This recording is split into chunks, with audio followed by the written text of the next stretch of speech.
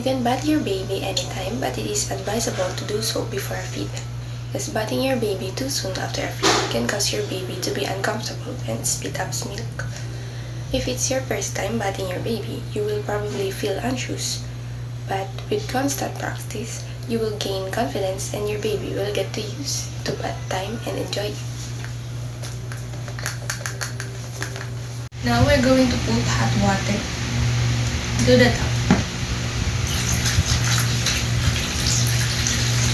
Then adjust the temperature by tapping the water using your elbow.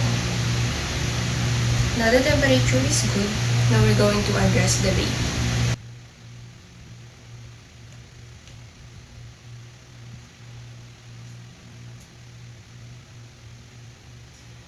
Now that I have undressed the baby, I'm going to place the baby on my non-dominant hand and support the baby with my forearm. I'm going to put my thumb and middle finger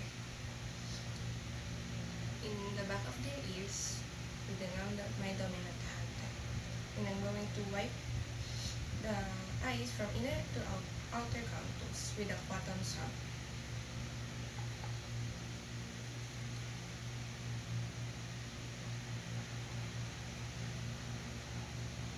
Now dirt is removed.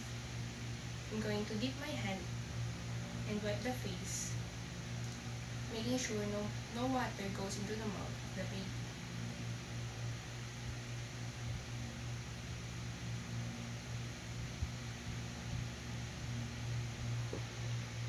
Now I'm going to wet the hair and apply soap and gently wash the scalp.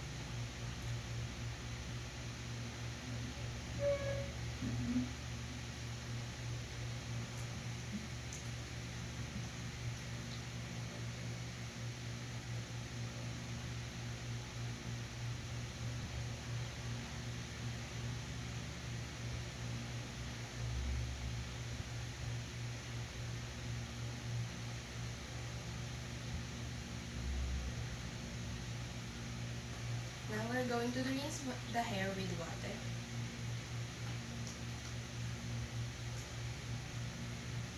And dry with towel.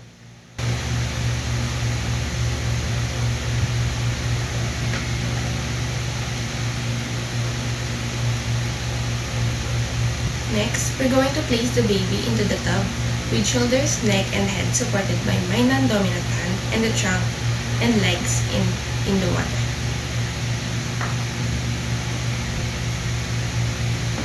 I'm going to wet the baby's neck first, then chest, hand, abdomen, and legs and perineum.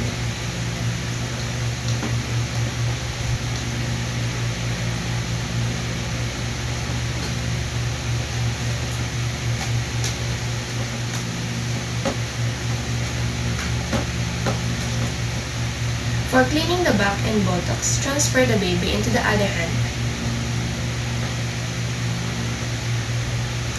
in such way that the neck and chest are supported over the palm by holding the baby securely. Next, I'm going to apply soap and concentrating on folds, skin folds, and rinse with water.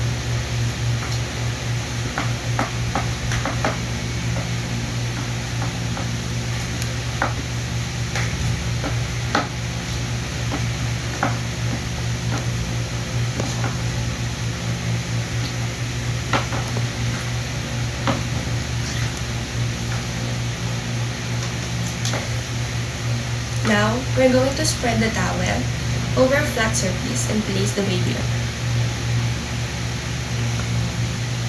With a swab stick, we're going to swab the inner and outer circle of the cord.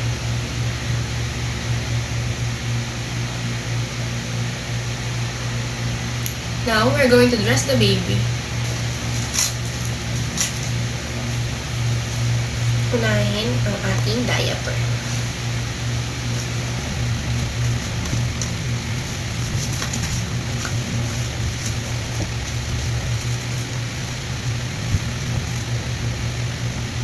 Next, ang boy.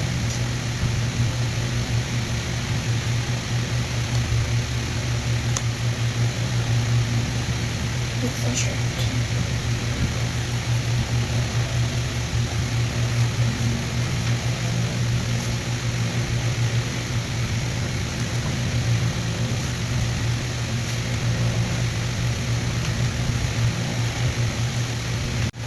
Now, nagagabitan natin si baby. Gagawin na natin ang swaddle.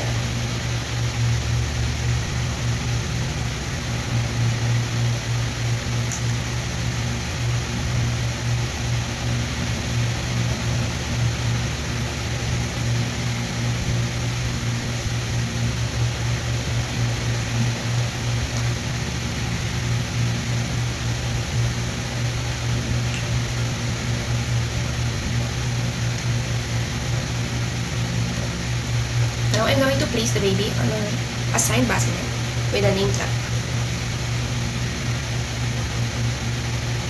Then, I'm going to turn on the drop light